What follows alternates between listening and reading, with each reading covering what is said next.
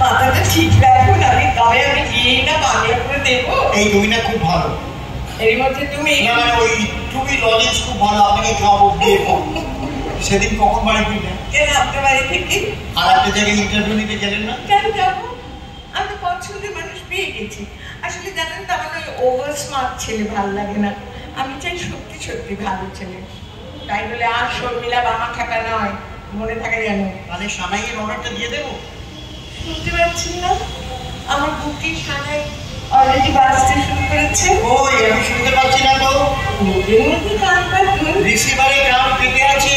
খোকা তোমার কিচ্ছু বুঝে না মা, খোকা তোমার ভালো ছেলে মানুষ। এইবার বুঝতে পেরেছি। জানেন তো, আমার বুক এখন সানাই পাচ্ছে। হ্যাঁ।